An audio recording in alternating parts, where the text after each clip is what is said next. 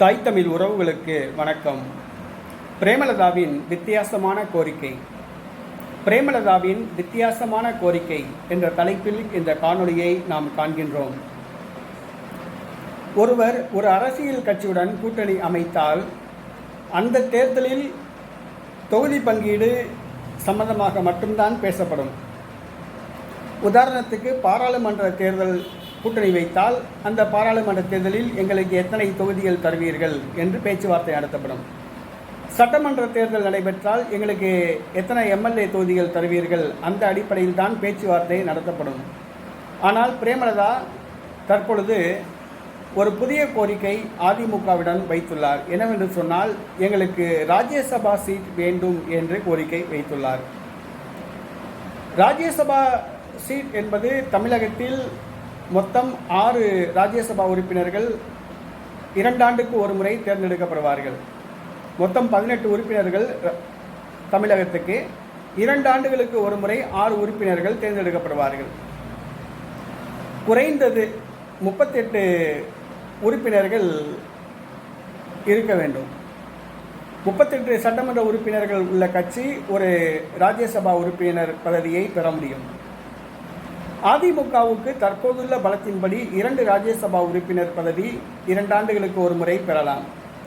ஆனால் தேமுதிகவிற்கு தமிழக சட்டசபையில் ஒரு எம்எல்ஏ கூட கிடையாது. அதான் விஷயம். தேமுதிகவிற்கு தமிழக சட்டசபையில் ஒரு எம்எல்ஏ கூட கிடையாது. ஆனால் அதிமுக கோரிக்கை வைக்கிறாங்க, எங்களுக்கு ஒரு ராஜ்யசபா உறுப்பினர் பதவி வேணும் அப்படின்ட்டு. ஏன் லோக்சபாவில் நீங்கள் தோல்வி அடைஞ்சிருவீங்கன்னு பயப்படுறீங்களா? லோக்சபா தேர்தலில் போட்டியிடுறீங்கல்ல, அதில் உங்களுடைய கட்சியை சார்ந்தவங்க யாரும் ஜெயிக்க மாட்டாங்களா? யாருமே ஜெயிக்க மாட்டேன்னு நம்புறீங்களா? அப்புறம் எதுக்கு ராஜ்யசபா உறுப்பினர் பதவியை நீங்கள் கேட்குறீங்க?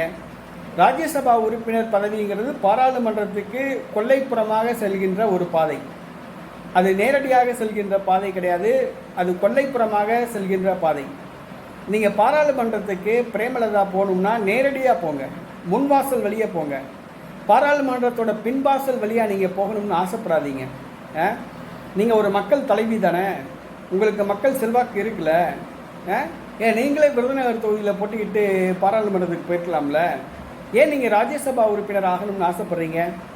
ராஜ்யசபா உறுப்பினர் என்பது பாராளுமன்றத்துக்கு பின்வாசல் வழியாக செல்கின்ற ஒரு பாதை, கொல்லைப்புறம் வழியாக செல்கின்ற ஒரு பாதை. அந்த பதவிக்கு நீங்கள் ஏன் ஆசைப்படுறீங்க? நீங்கள் உண்மையிலே ஒரு மக்கள் தலைவர்னா, ஒரு நேர்மையான ஒரு அரசியல்வாதினா, ஒரு துணிவுமிக்க ஒரு அரசியல்வாதினா, நீங்கள் முன்வாசல் வழியாக நீங்கள் பாராளுமன்றத்துக்கு போங்க. கொல்லைப்புறம் வழியாக பாராளுமன்றத்துக்கு போகணும்னு ஆசைப்படாதீங்க.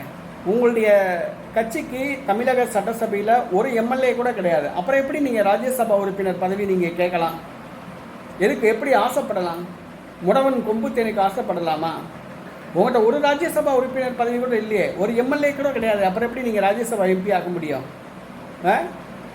ஒரு எம்எல்ஏ கூட உங்களுடைய கட்சி கிடையாது. அப்புறம் எப்படி நீங்கள் ராஜ்யசபா உறுப்பினர் பதவிக்கு ஆசைப்படும்? எதுக்கு அதிமுகவை போட்டு மிரட்டுறீங்க, எங்களுக்கு ஒரு ராஜ்யசபா உறுப்பினர் பதவி வேணும் அப்படின்ட்டு? ஒரு தகுதி இருக்கணும், நம்ம ஆசைப்படலாம். அந்த தகுதி உங்கள்கிட்ட கிடையாது. தமிழக சட்டசபையில் தேமுதிகவிற்கு ஒரு சட்டசபை உறுப்பினர் பதவி கூட கிடையாது, ஒரு எம்எல்ஏ கூட கிடையாது. அப்புறம் எப்படி நீங்கள் ராஜ்யசபா உறுப்பினர் பதவி கேட்குறீங்க? ராஜ்யசபா உறுப்பினர் பதவி கிடைக்கும் அப்படிங்கிறதுனால தான் நீங்கள் தேர்தலில் போட்டியிடலையா? தேர்தலில் போட்டிக்கிட்டால் நம்ம தோல்வி அடைஞ்சிருவோம், அதனால் அதிமுக ராஜ்யசபா உறுப்பினர் பதவி கேட்போம் அப்படின்ட்டு. ராஜ்யசபா உறுப்பினர் பதவி அதிமுக கொடுத்தால் பின்வாசல் வழியாக நீங்கள் பாராளுமன்றத்தில் போய் அமர்ந்துக்கலாம் அப்படின்னு நீங்கள் ஆசைப்படுறீங்க. தேர்தலை சந்திக்கிறதுக்கு விருப்பம் இல்லை. முதல்ல மக்களை சந்திங்க. சரிங்களா? அதுதான் ஒரு ஜனநாயக பாதை. பின்வாசல் வழியாக போய் பாராளுமன்றத்துக்கு போய் உட்கார்றது அது ஜனநாயக பாதை கிடையாது. இந்திய அரசியலமைப்பு சட்டம் ஓகே வழிவகுக்குது. ஆனால் நீங்கள் உண்மையான ஒரு மக்கள் தலைவர்னால் நீங்கள் முன்வாசல் வழியாக பாராளுமன்றத்துக்கு போகணும். நீங்கள் எனக்கு ராஜ்யசபா உறுப்பினர் பதவி வேணும், எனக்கு ராஜ்யசபா உறுப்பினர் பதவி வேணும் அப்படின்னு கோரிக்கை வைக்கிறது ஒரு தவறான ஒன்று. அதிமுகவை போட்டு மென்டல் டார்ச்சர் கொடுக்குற மாதிரி நீங்கள் பண்ணுறீங்க.